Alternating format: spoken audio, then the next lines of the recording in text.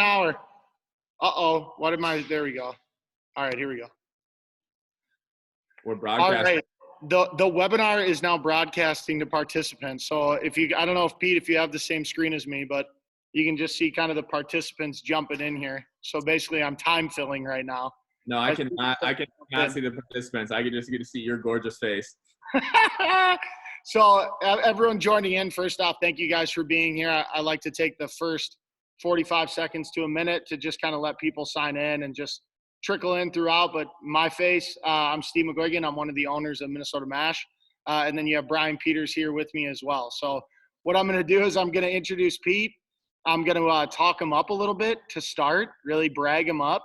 And then we'll have a genuine conversation about that. I know that every individual who's ever been on a Zoom or a podcast pretends like they don't like getting buttered up.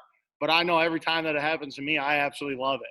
So I'm going to make sure that I do this for you as well, Pete. So we have Brian Peters here. You know him as our good friend Pete, but a lot of people know him a little differently. So Brian played for the University of Northwestern. Was a guy that I probably hated watching run around because I was a Gopher fan growing up. So I was probably cheering for the Gophers the entire time, trying to figure out who this guy was, going nuts. He was a co-captain, earned his master's degree. Brian went on to play in the NFL, AFL, UFL, CFL, before being signed by the Minnesota Vikings in 2015. He made his NFL debut on October 4th, 2015. He's a level 1 CrossFit trainer. He is a founder of Hearts Lockers for Children's Hospital in Houston, which is a huge deal and awesome and why we love him. And he is a edge chaser. So the reason that we wanted Pete on here so bad is because he is always looking to better himself. I know that Pete is a guy that once I met him, he is in your face. He is right on top of you. And that might scare you a little bit for the first week. But then after that, you absolutely love him for it. So Pete, I'm really excited to talk to you for this hour. I already got juiced up just seeing you jump on. So thanks for doing this and welcome to the Zoom.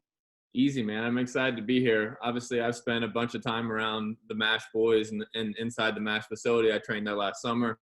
And obviously, I love what you guys are about. And as much as I can, dude, I'm going to give you my story and what I've taken from my journey and what I know works for me and I've seen work for the most elite professionals in professional football on and off the field. So, I'll get geared through with my story and then we'll kind of work through kind of the talking points that we spoke about as far as perseverance, time, looking up to people, progress, and those kind of things, that kind of mindset. You want me to start with my story? Yeah, so I know a lot of you probably have seen Pete before. So we've been lucky enough to have Pete in here training. I know I was lucky enough to get Bicep Saturdays in with Pete. I never missed one of those. So let's just get a quick rundown of who you are, where you're from, and kind of how your journey ended up in Minnesota, meeting everybody. Easy, yeah. Just a quick synopsis. Like, I'm from Columbus, Ohio, Pickerington schools. Played all four. I played 4 sports growing up. Baseball, basketball, track, and obviously football. Football is what yielded the scholarship opportunities. I came from a great high school program where I had amazing mentors and coaches that I learned a lot from, and they really just grew my mindset and passion for football and how it, like, really you can fall in love with how you play. And that's what kind of, like, just pulled me towards football, because I was a baseball kid growing up. That was summer ball, everything. Like, that was my uncle's been a scout for the Yankees for 30 years. Like, I've always been around baseball, but football and really the impact of my mentors and that passion for the game is what pulled me to football. Then scholarships got me into obviously full-time football. And then Northwestern was an opportunity. Great school, great athletic program kind of combination. Matured there and was lucky enough to earn opportunities to get at least looked at the next level. I was a captain there in all Big Ten, so I thought I had a shot in the NFL. Didn't end up getting any calls on draft day, so I took kind of the hard route. I got a few tastes with tryouts for teams with the Buccaneers and the Bears, and that really just sunk my teeth into knowing that I could play. And at that point, once I knew I could play, I was going to stop at nothing to get to where I wanted to be, which is back in the NFL. And that route took me through working 4 different jobs. I was babysitting. I was training kids. I worked demolition. I did all these things just to get the bills paid so that I could go play in the arena ball for a few weeks where I thought, like, my agent sent me out there. I thought I was already on the team. It was a 13-man tryout for 2 spots. And I was like, oh, well, lucky enough, like I balled out and got an opportunity there. And then I went to the UFL and got cut, CFL for a couple years, earned the opportunity to get back with opportunity with the Minnesota Vikings. Ran into some issues with my blood condition. Anyways, so I got an opportunity in Minnesota, and that's where I met you boys. I knew Harvey from high school, went to high school together for a few years back in Ohio, and he pulled me in with your group, and it's been magnetic ever since. Obviously, a bunch of guys that have a passion for, one, helping others and also improving themselves, and obviously that is unmistakable with the MASH organization. And then for me, with the Minnesota Vikings, I had a great offseason, and they put me on their practice squad. And then from there, I was in this conundrum where they offered me full salary to stay on their practice squad, or I could go to Houston with 3 games guaranteed to be on their active roster. I chose to bet on myself. I've been doing 3 years in 3 different leagues up to this point, and I didn't want to practice in the NFL. I wanted to play in the NFL. That's why I was there, and that's why I made that decision to go for it. I bet on myself, and I was been with the Houston Texans for the last 4 years. With understanding my role and my work ethic, I was a special teams player. I adopted that. I led, and eventually became a captain there. And then my last season, I didn't play this last season, but the previous season I played hurt and didn't get opportunities last year, but I'm still working and preparing and chasing edges. And really, as long as there's a sliver of hope that I'm playing football, I'm going to do that. So I hopped on with the XFL, but that season got cut short. But yeah, if you want to dig in and dive into any part of that, or really just what I've learned from that, I think is the coolest thing. And that's the coolest thing I think kids can learn from just what I've learned, really. Like, obviously, like, when you get the opportunity to hear someone like myself speak, a professional athlete, same with Orf and those kind of guys you've already listened to, is you get a lifetime of experience in this hour. And like, my lessons that I've learned, I think are really incredible. And that's why, like, every time I get a chance to speak to elite athletes on my team, I kind of pick and prod at their mind and what keeps them there and what makes them great. And I watch, and I have, like, I've had role models on every team I've been on, in the CFL, with the Vikings, with the Texans, and I always modeled, like, myself out of the people that have made a sustainable career. So there's things like that where I think kids from 6 years old to professional athletes can always understand that, and really just see that there's blueprints to success. There's people that have been successful. There's no mistake. When I was like Adrian Peterson, Everson Griffin, like, there's elite athletes, pretty good players, but you understand why they're great. And you don't, like, I was there for a year, and you can understand who has routines, like, who is a professional, who is hyper competitive. Like, there's like I had to play scout team tackle with the Vikings, and I had to try and block Everson Griffin in a walkthrough. He doesn't have a walkthrough tempo. He's hyper competitive, which made him elite. J.J. Watt had the same thing. I walked into Houston. I had to play right tackle down in Houston on the scout team just during walkthrough. He doesn't have a walkthrough tempo. And that's how they approach life. Like, life is so short, and your time window in sports is so short that you're not going to waste reps. You're not going to give any coach the excuse to mistake you for not being physical or not going hard as you can. And those things and those lessons are just, I learned it in Tampa Bay when I was on a tryout. And obviously we have helmets and there's no shoulder pads, and like, me and this fullback met in the hole, and like, we both kind of like, all right, yeah, like, that's a block. And my coach said, like, would you hit him there? I was like, yeah, I would have dropped him. And he goes, I don't know that. You missed that opportunity to be physical, and now I don't know if you are physical. So I never lost the opportunity to be physical again. And that carried with me all the way through the CFL and got me in with the Vikings, and it got me my opportunity with the Texans. And how I practiced and how I played with the Texans is what made that sustainable for 4 years. I mean, let's go. I mean, if you're not fired up right now, let's go. This guy's getting juiced up telling a story, folks. This is going to be the easiest one for me ever. So as you guys are in here too, feel free, just like the last couple, if you guys ask questions within the Q&A or in the chat, I'll make sure at the end to jump in on those. But I hope that everyone heard what happened. This was one of the coolest things that I've ever seen. So we were all basically living in a house together. This was when we had just kind of started MASH. And Pete comes flying in. Harvey's like, my buddy Pete's going to be here. And this massive individual walks in, and you get this opportunity, right? And you literally, guys, I cannot tell you, this is not fabricated. He was there, and I went to work. And when I came home that night that he was describing, saying, okay, I had an opportunity to stay with the Vikings or leave and go bet on myself, he was gone. Everything was gone. It was one of the coolest things. We talked about it the entire night because we were like, this guy bet on himself. And especially with young athletes, I think it's really difficult for them to feel the difference between believing in yourself and feeling like you're being cocky or you're being arrogant. So how have you gained the skills throughout your career to understand the difference between believing in yourself and having other people put labels on you that say, this is how good you are, this is where you can be? You just always bet on yourself. That's a skill you have to require. Yeah, and it comes with a lot of different kind of awarenesses that you develop too. Obviously, you can't not compare yourself to people on your team. Like there's always some type of hierarchy, and that's where like it's a pretty delicate balance of what you control, what you can control versus what you can't control. And for me, like my belief in myself was very organic and developed over time. By no means in high school or college, I never thought I had arrived, but in any of my all four sports, like I never thought I was the best.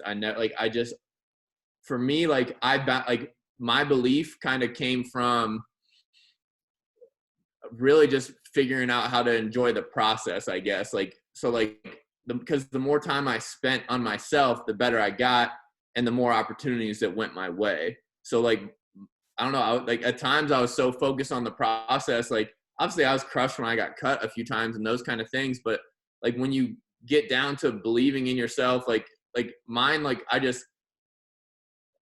easiest way in professional football for me to say it is when I was in those two rookie training camps with the Buccaneers and the Bears, and I was like shoulder to shoulder with first round draft picks, and I performed as well, if not better, than those guys. I belong, I know it, and like I hung my hat on that. And it's a lot of things, like it's personal pride, thinking you deserve to be there and that kind of deal.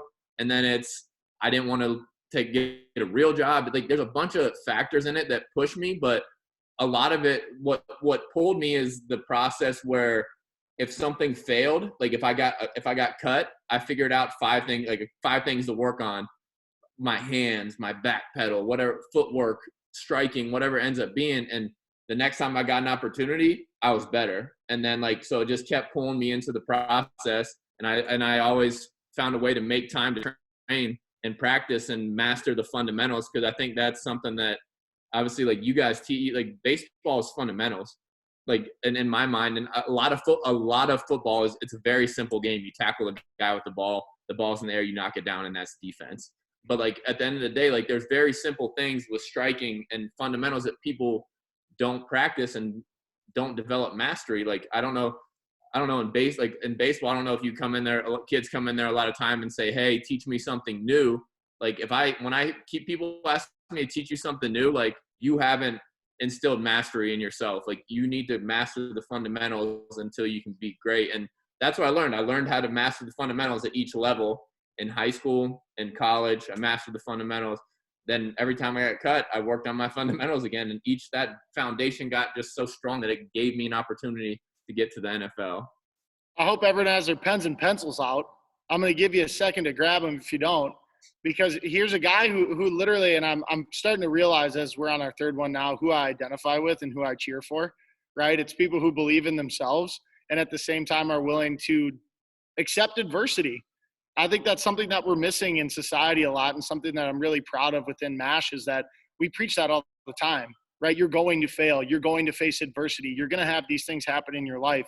And it sounds like every time that's happened to you, you've decided to literally write down or seek out help from the people who might have just cut you. How hard is that to do if you're trying out for a team and they tell you you're not going to make it, to go, well, how can I make it next time? Because a lot of the times our ego gets in the way at that point, right? Yeah, for sure. And it's actually, dude, like a lot of people are there to help you, but you have to ask. Like, that's another part of it where like, and then you do have to write down the criticism. Like, you have to understand what is being criticized. For me in Tampa Bay, you weren't physical here. You're too small to play linebacker, things like that. Like, you kind of put a to-do list together and you start setting goals. And like, dude, just like, if like preaching to younger kids right now, if I could go back and talk to myself when I was younger, one, I'd spend my time in the right places and I'd set my priorities. Like, so much of my life was wasted wondering what people think, trying to impress people, and it was all a waste of time. And I really wish I would have just spent time on developing myself and my skills and that kind of thing. And the easiest way to do that is to set goals and track your progress. It's a very simple thing. Like, again, like, it's hard to tell a high school kid and younger kids to journal and things like that. So just set small goals and try and reach them the simplest way you can, because to not get too complicated for kids and that kind of thing. But like, when you set goals, you subconsciously tell yourself that you're not where you want to be. So it creates this distance between where you are and where you want to be. And it helps you get there. And it's just, I've spoken at MASH before about where you spend your time is where you see results. Like, if you really want to be great at baseball, practice baseball. Like, spend more time in baseball. If you want to be smart, spend more time in school, talk to your teachers, read more books that interest you, and be curious about it. Like, be curious and like, ask the people, your mentors, coaches, teachers, parents. Like, if you really want to be great at something, if you really want to get better at something, you got to spend time there, and there's no way around it. There's no shortcuts. The work is the shortcut, and the simplest way that I've heard it said, the hard work is the shortcut. God, isn't that beautiful? I mean, Yeah. Even today, I wrote down my goals for today, and sometimes your goals have to change daily, right? So sometimes I try to have these huge, enormous goals. My goal today was literally just do your job. Like, do a great job on every virtual lesson that you have, be super engaged, and do it from the time that you get up all the way through the end of the day. That was my goal for today. So I think that's a great point that you're saying is, I think people think they have to write down like the mountaintop of the goal instead of working from the ground up. So that's how we have to think of it. How do we set that base and then work our way through that? I'm sure that you do that probably on a daily basis, right? Yeah. And it's kind of, again, it's a delicate process where, like, I think the problem that comes with setting goals too, and even with like evaluating your own play, we always want to be perfect. And that ends up being a big issue. And it's caused me a lot of negativity in my life. In college football, like, I was miserable half the time. And it took me a few years in pro football to understand what the process and what progress really meant. Like, I spent so much time trying to be perfect and didn't realize how much this negativity I was building in myself. And I wish I would have known this when I was super young too. Yeah. And very simply put, I think, like, so if things aren't going your way in a game and you're miserable, I understand that.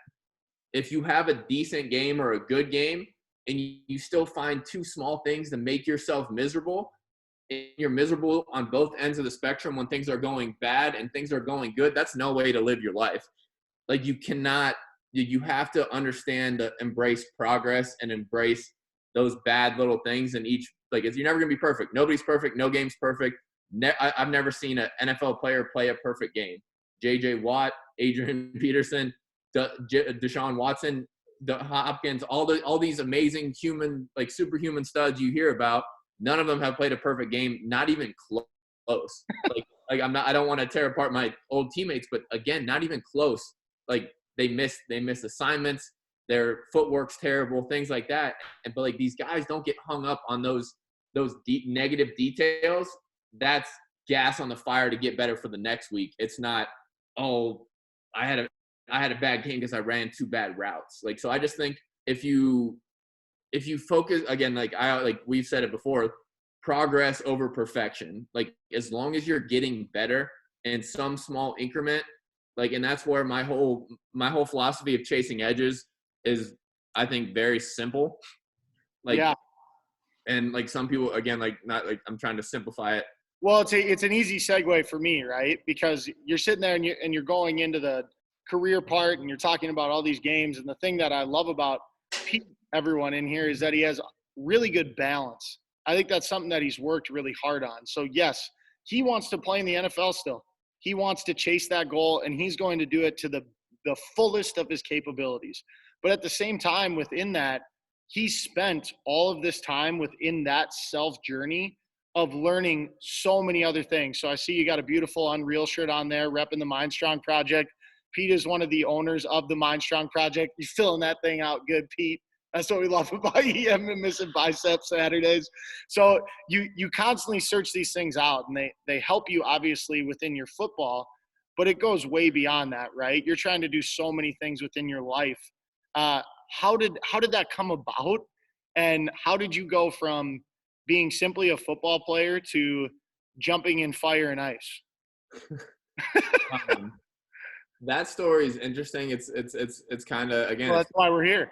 Yeah, it's pretty organic. I had a great doctor in high school, very intelligent, very sought after by professional athletes, and I was just blessed to have him available to me in high school.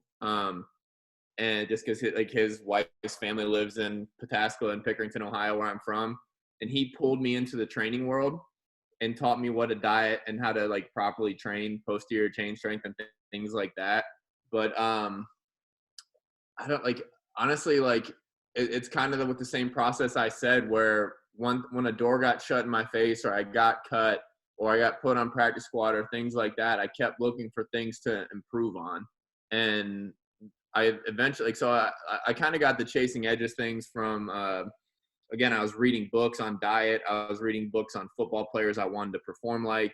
I was studying other players, and like when I was in college, I studied the first team all conference from the Big Five conferences around the country. I had this great graduate assistant who made this whole checklist to identify tackling, footwork, physicality, placement.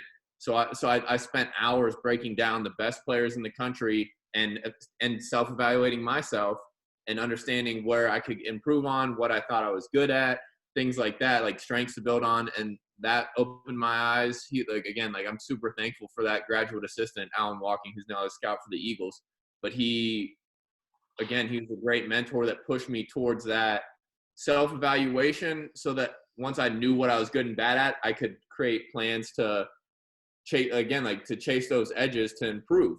And again, the more I'm trying to simplify it to where, because I think it can be said cleaner, where if you keep pushing towards all these little weaknesses and you build yourself up these small percentages, again, the law of aggregation of marginal gains, if you get 2% better, I'll try and do baseball. If you get 2% better at your swing and 3% better with your hips, and you get stronger with Nate in the weight room, and you work with Harvey on your mental with MindStrong and those kind of things, and you get 5% better everywhere, you're just building and you're adding armor onto yourself, and you're this slow percentage is going to grow, and you're going to go to battle with this bigger, better, stronger, smarter, more confident person. Or you can stay the same and keep doing the same things and not chase any edges. There's no point. The logic is very simple to, one, focus on the fundamentals, but then be curious about your sport, your competition, and learning from your coaches and things like that. And you're only going to get better. So it's just, again, the chasing edges thing, I think, is just super logical. It's not like a complicated thing. I think everybody complicates everything in life. Again, the same concept as you spend time in one area, you're going to get better at that. If it's a relationship, if it's a sport, if it's a job, if it's any type of skill, if you spend time on it and are curious and love it and learn about it, you're going to get better at it.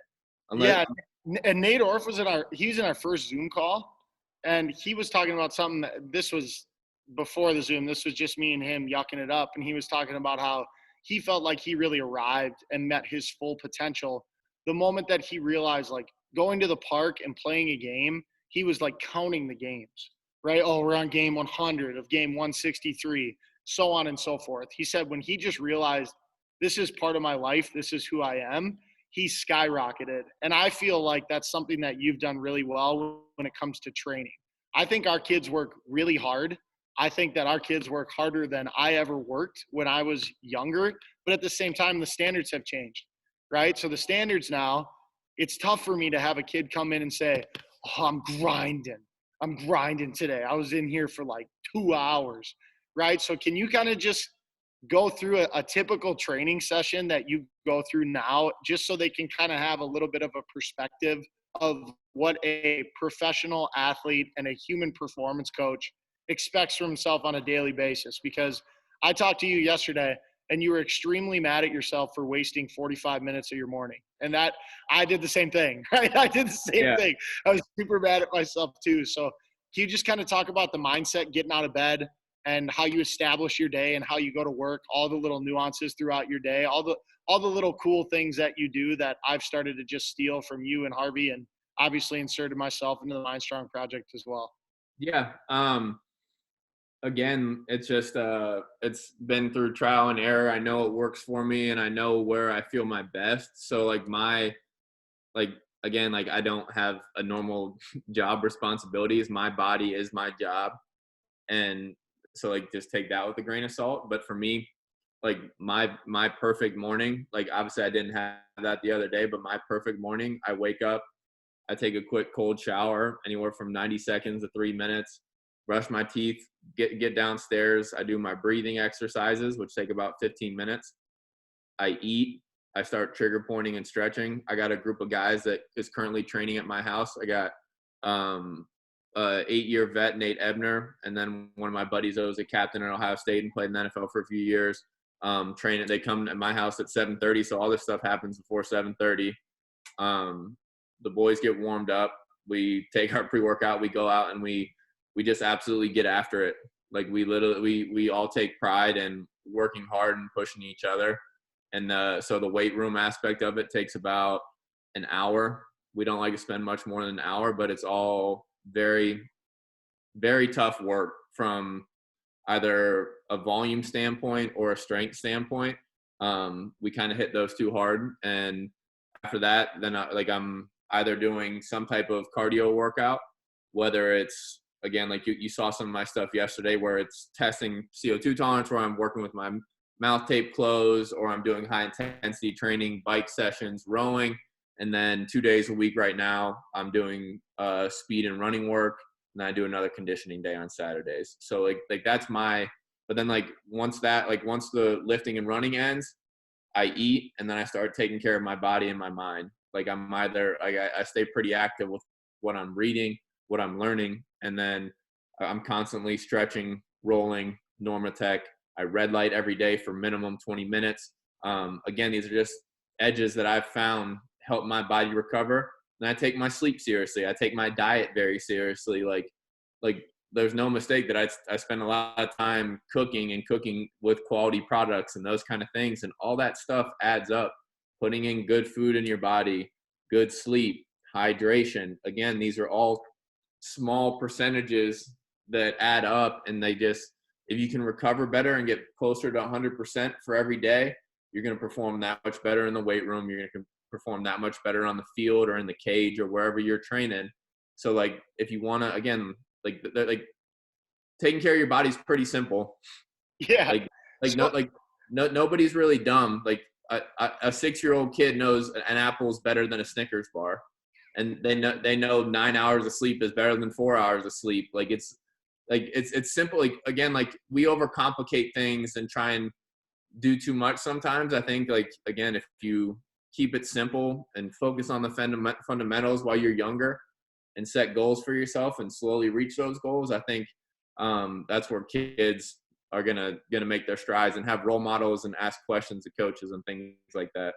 Well, it comes down to the power of choice, right? And that's something that's super powerful for me. That's why I like surrounding myself with a certain type of person, because I know that if I'm slacking, I want to be called out, right? I want to be told you can do better, you can be better.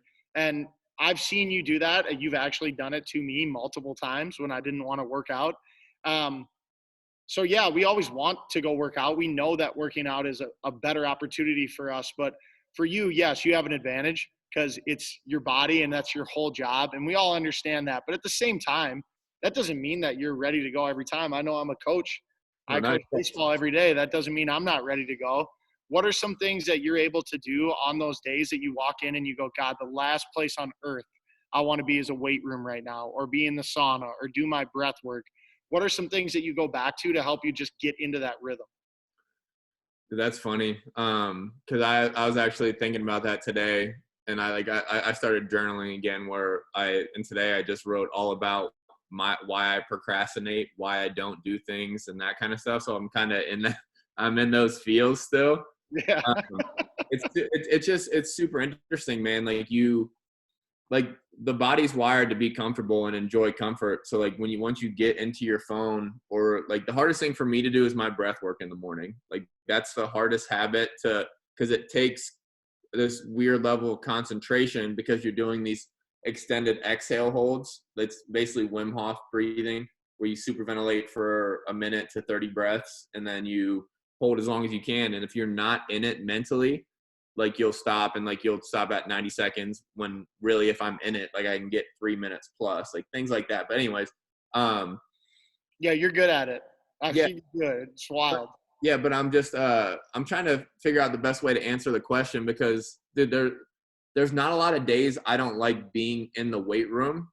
My thing is the nuances of taking care of your body, that like the getting back to stretching, or not hitting snooze when I wake up in the morning and that kind of stuff. So I've created habits where like I'll unload my thoughts before I go to sleep, so that one, I sleep better, than two, I don't have to worry about stuff when I wake up. It's just Have you ever tried dumb things? Like for me, I think every college baseball program in the country might do this, but our school, when you got to the field, the second you touched the field, you had to run onto the field. And our coaches would tell us, if you weren't ready to run onto the field, stand outside the gate and wait to run out onto the field. Now, nobody waited at the end of the gate for 10 minutes, because then they're not playing, right? And I didn't go to Illinois from Minnesota to stand at the gate. So I would run, but that was kind of the first time that I started realizing there needs to be little things that I can do. And I'm just jumping in on this and I'm just talking to you. yeah, I have multiple times come in here to MASH and been ready to work out and gone, I don't want to do this. And guys, I'm dead serious. I've taken my shoes off and sat in the corner of this room and just worked on breathing, and then put my shoes back on and tied my shoes and started over. I don't think people are willing to reset. Do you feel that way? I feel like they feel like this is my day. This is who I have to be the entire day. And things like breath work, things like retying your shoes, things like going outside and standing in the sun. I've done things like that recently. I wrote in my journal today, take 15 minutes and stand outside. Obviously it rained here today, but for the last 2 weeks, I've just taken 15 to 20 minutes to just stand out in the sun. I think that we get so caught up, like you said, in making things difficult and just saying, you know what, my day sucks today. I'm having one of those days. Well, you got 8 hours left in your day. yeah. There's got to be ways. And I feel like that's something I've identified with you really well on, is journaling and writing those things down. And I think it's tough for kids to understand when we say journal, what that really means. Journaling can mean a bunch of different stuff, huh? Yeah, I just to go back to your point, like that is massive. And like, so that conversation with me and Steve had a conversation yesterday where I had just gotten in from a workout that originally I wasn't going to do. Like, it was just like, I had a terrible morning. I overslept. I didn't get my whole routine in before my buddy showed up. So I wasn't trigger pointed. I had all these things going against me in my mind. I was mad at my girlfriend. I was all these things. And after my buddies left and I hadn't started this workout yet, like at any point in time, the same thing is you pop your shoes off and go reset. At any time you can sit down and start doing the work, like a drop of a hat. Like your mind is that powerful that you can just go like this. But like most people think, oh, I got to get stretched and trigger pointed and shoulders warmed up in order to lift. No, you don't. Like I'm not advising that, but at the same time, like, same with your homework or anything like that. There's no procrastination can stop right now. And everybody knows that, but nobody does it. Not everybody does it. You can stop looking at Instagram right now and not say, oh, I'll be on here for 5 more minutes, which is like, I'm a huge victim of, and Twitter and things like that. But like at any time you can stop and be like, you have no response. Like I like the saying, you have no responsibility to be the person you were 5 minutes ago. The mind is so powerful that you can change who you are if you just sink your teeth into what you want to be. Yeah, and I think you have to like work on it, right? Like I know today, I hit a lull at about 3:00 today. 3:00, I lost my juice. I didn't know I still had about 4 lessons to go. And I'll be honest, a guy that I love is PJ Fleck. I love PJ Fleck. So I looked up some of his interviews, and I know that he will fire me up. But I've seeked that out. Like I've gone to look for things that help me get through the day. And I think that people need to spend more time, and guys who are in here, spend time figuring out what gets you going. I know my why, but what gets you going? Something for that you said earlier, progress over perfection. What a simple saying to be able to regroup and just saying progress over perfection. That means, yeah, I missed my trigger points. Yeah, maybe I didn't get up on time. I hit the snooze button. Yeah, maybe I'm not being the best boyfriend right now. But at the end of the day, that doesn't mean I can't get a great lift in, right? And working towards that. It doesn't mean you can't take a small step in your next 5 minutes towards what either you want to be or what you want to get done that day. Yeah, it's super, like, again, it's just, you have to understand what your mind's doing. Like it takes that awareness. Again, like me and Harvey and obviously you and MindStrong, we always talk about triggers. Like, when are you feeling unproductive? Are you scrolling on your phone? Like, are you sitting on the couch? Are you still watching Netflix? Continue. Like, is that like, continue watching? Yeah, I'm a terrible person. Like that kind of stuff. Like if that's a trigger for you and you don't feel productive, stand up and go get outside. Like go read. Like and then for me, like it's that momentum too. Like once you stack good choices together, that's when my days go great. Like if I do that thing in the morning, that momentum gets rolling and my days are savage. Like the days, like momentum's crucial, and that starts with all these little small steps towards being what you want to be. And like again, like it's the same for a kid walking into MASH. I'm guessing like if you guys have all the, like Nate and you guys have all these great warm-up programs and that kind of stuff that are sometimes complex, but like once you knock that out and you do it right and you take this pride in doing things right every rep, things like all 3 sets, all 10 reps for all 3 sets. A lot of people just kind of like count and move through the motions. Like when you start taking pride in all those small steps, man, that momentum and that just accountability, and again, adds to your growth and adds to your progress. And when you truly put time in and you see this progress, and for me, like that's where I got addicted to the weight room, man. Like once I got my legs strong I didn't get my legs strong till I got out of college. I didn't learn how to train, and I didn't learn how to eat, and I didn't learn how to supplement properly till I was 23 years old. But once I got my legs strong, I gained 25 pounds and I dropped a 1.5 off my 40 because my legs were strong.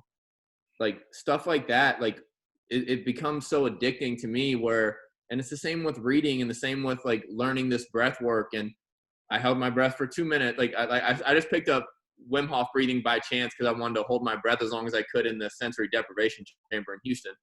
And then it just rolled into me doing free diving protocols to hold my breath as long as I possibly could. And it just, again, it's like results are addicting. Success is addicting.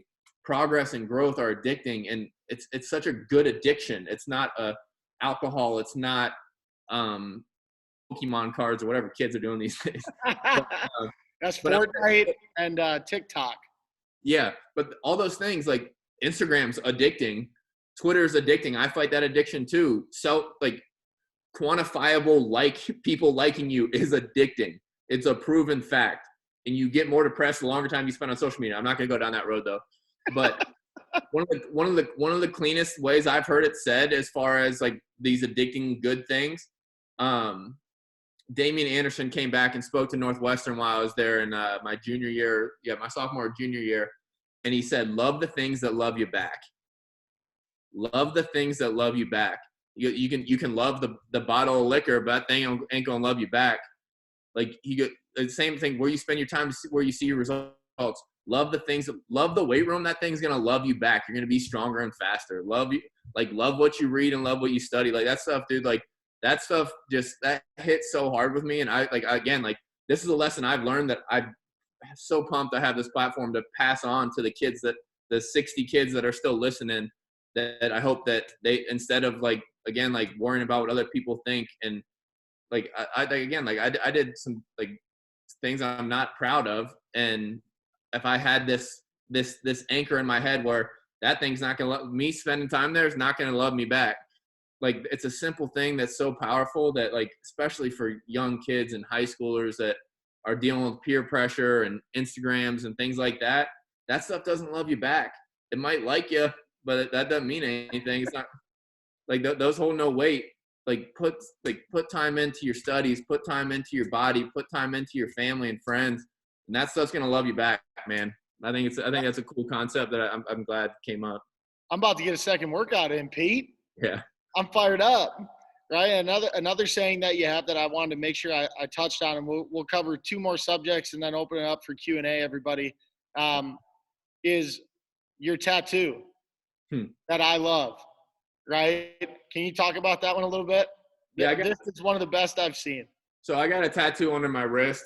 It says, "The trouble is you think you have time." Again, the trouble is you think you have time. And it's just, it's obviously, it's actually changed its meaning for me many times. Like, I got it. So I got the tattoo when I was traveling in Australia. And it's something that I, like, even when I was grinding through the arena in UFL, like, my mind was to earn this stuff so that you can enjoy the balance of life, and life's short. So like, spend your times on things that make you happy. And the fact is that, like, you don't know you have time. You literally do not know you have time. So I've been around a lot of people. Like, again, this tattoo meant something to me about a friend that passed away. It's constantly evolved in how powerful it was for me. But it's just, again, it's under my watch. It's a constant reminder that, like, time's promised to nobody. So go live and go progress and go push your limits. I think everybody should learn how strong they are, honestly, not just in the weight room. Like, yeah, it's cool to, like, be physically strong and useful and just being able to help other people with your physical stance. But you need to be strong emotionally. You need to push your boundaries as far as what experiences you want to have. Like, don't stay in a comfort zone. That's not going to get you anywhere. That's going to get you on the couch. You're going to continue watching Netflix. Like, again, go out, like have goals to travel or to learn or to pick up skills and that kind of stuff. Like, I just think, like, it's, I don't know, like, it's kind of a stoic thing that obviously we've embodied with MindStrong. And obviously stoicism is really just a study of time and the lessons of time, dating back hundreds of years. That, like, the ancient times, like, nothing's changed. Our value of time and money and people and productivity have not changed since those times. So again, like, everybody's gonna die, dude. Yeah. It's tough to hear, right? It's tough to hear. But I know that the coolest part with that is you said it shapes, right? And it changes. And I think that's what I love the most. And that's why I love that saying the most. I mean, I know I can speak to it right now, is I haven't even told you this. That has been the number one saying that's been going through my head throughout this entire quarantine, because it's so easy right now to think you have time. This is the number one time to think you have time, right? It's like everyone thinks we're in a holding pattern, where if you sat around and did nothing for a month and a half and you didn't grow emotionally, you didn't grow spiritually, you didn't grow personally, you didn't grow professionally, in a month and a half time frame, we would all be going nuts. But all of a sudden, if we go, well, quote unquote, everyone's at home, you can be at home and get better. So I think it's so cool that you said that evolves too, because that's evolved for me as well, just a ton over the last month and a half. Yeah, and that's, again, so, like, again, how I initially thought of the tattoo. I thought of it years before I got it, and it was just more out of a frustration with me for my potential. Like, everybody's got potential, and then, again, like, I'm a sucker for quotes and that kind of thing. And so this quote led me to this quote. So it was the definition of hell. The definition of hell is the person you could, like, on your last day on this earth, the person you could have become meets the person you are. Woo! So if you would have, again, spent all your time in positive ways, and this incredible human you could have become meets the person that you just settled for, like, that's hell. Like, knowing that you didn't reach your potential is hell. And thinking you have time is the biggest mistake we have. If you think you have time to spend 3 hours watching Netflix and that kind of thing. Dogging on Netflix right now. Yeah, I'm not like, yeah, and I got some stock in Netflix too, but still. But Well, I love it, man, and you say it too, and all your sayings you live by. Like everyone in here, like so they understand. Like he says, love the things that love you back. He's so active. Pete, you've been so active in the community and giving back and things that you can do with the platform you've been given is probably the thing that when you meet your best self, that you're doing an incredible job to meet and go, yeah, I know who you are. That's who I am. Right. So has that just been a major priority for you between being involved in the Children's Hospital, donating part of your XFL check, even though it was only, I think you ended up only getting 1 week there, but we still you're willing to do it and doing all of this stuff, coming in here and you played dodgeball one of the first days you were here. You didn't even really know us yet. For the Boys and Girls Club, you played with them for like 5 hours.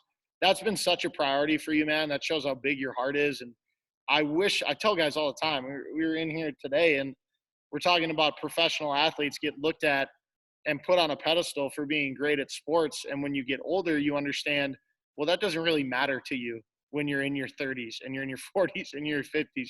You care about the people who, yeah, were great at sports and also used it to change other people's lives. And you're doing that. How big of a priority is that for you? It's definitely a priority. Like it's funny that it's a priority, but it's not a priority, I guess. Like it's kind of just, honestly, I got it from my mom. My mom had a massive heart and she was always a CASA worker helping with like kids in rough homes and keeping them in school and things along those lines and volunteering. So I got exposed to that young. And then I kind of got like the hospitals, man, just always struck a chord with me. And I struck up this really cool friendship with a kid while I was at Northwestern. And I'm still friends with him and his family to this day. So it's really cool. And so then like I just carried that with me I started a program in the CFL. Then once I eventually I went to the hospital visits while I was with the Vikings, and then I was able to start my own Happy Hearts lockers. Actually, I've modeled it off of Chad Greenway's Chad's lockers in Minneapolis. I think he's got 7 or 8 now, which is incredible. Great. Again, one of my role models there, who was a professional. But that kind of stuff is just, again, it's a perspective thing, and like all that kind of ties into my tattoos and my philosophies too, where again, like you go to the Children's Hospital and usually we're in the oncology ward to some extent, and or on the heart floors where again these or heart and brain floors where these kids are going through tremendous adversity, and my whole goal is just to uplift them with the platform I have. Like they see a football player that nobody knows who I am, but like just to sign a football for them and trying to get them to smile and that kind of deal. And you also get this shock that like nobody's untouchable. Like life is short. Like you never know when things like adversity is going to hit, like a sickness or a cancer or those kind of things. So that was always just it's a weird feeling where it's like a reality check, but it just fills your heart so much that like for me, like again, that's something I got addicted to. Like it's something that I loved. And so like anywhere I went, I tried to produce a model for it, and I'm trying to do that here in Columbus now with my buddy Zach Bourne. So it's been really cool. It's fun. Like, I want to make it more a priority. Again, it's all about what you keep in the forefront of your mind. Law of dominant thought kicks in. You need to keep pushing that. But yeah, for me, like again, one of my other sayings is help and support are not yours to keep. Like we got a lot of help and support along the way, and kids and it just, dude, you got to get back. Like you can't keep all this support. Like it's fun. It's funny how it's like I'm trying to, if I could tell it to my younger self, it's hard to tell like a junior high and a high school kid to give back, but like I'm telling you, it's worth it. Like I don't know how to simplify it any more than that. That like again, you would be nowhere without your parents or a role model, Right whatever. there, done it. Whoever's in your life, yeah, you would be absolutely nowhere. And so just share that help and support you got in some capacity, whether it's to your little brother, to a teammate, to a younger kid, all those things. And I think you guys at MASH exemplify that, because you see, like I see older kids helping younger kids, like even like the college kids helping like 8-year-olds and stuff like that. It's so dang cool, man. It's really cool. And that's why I've been magnetized to MASH anyways, dude. Like the people in the process there, It's like you guys have done something special that I have not seen in anywhere in Chicago, anywhere in Houston, anywhere in Columbus. Like what you guys have there is special. So I think that culture is very cool and something that needs to be like, again, like it's something you're doing, you're giving back, but it happens to be part of your job. So for me, it wasn't technically part of my job, but it was part of my responsibility with the platform I had, I think. So cool. So cool. You ready for a little questions from the peanut gallery here? Yeah. Feed me. Okay. Let's see here. What do we got?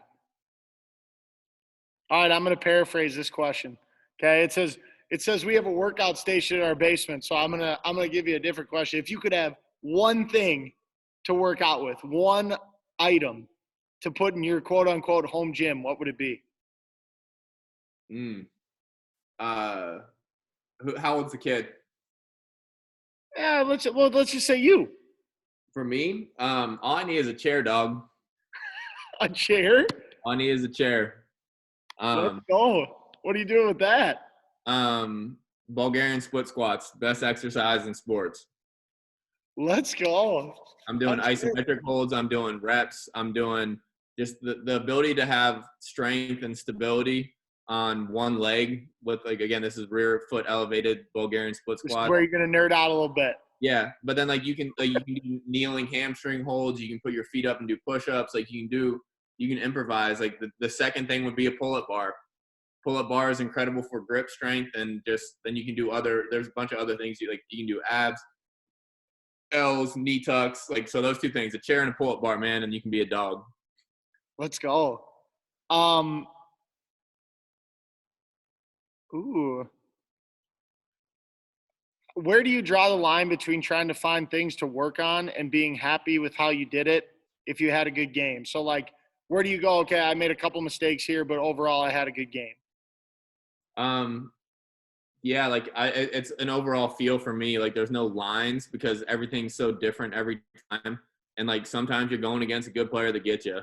Like it has to be realistic, and at the same time it has to be you got to understand what your standards are for performance. And again, in pro football, like sometimes you get got. The goal is to hit more than you get hit, like that you win more than you lose, and like that's just sports and competition in general. So I think that it's very tough, and you need to figure it out for yourself. Like I'm not saying like I don't have like a cookie cutter model for what dictates, but I just over time I stopped beating myself up so much, and I started throwing punches at things that mattered. Like I didn't beat myself up.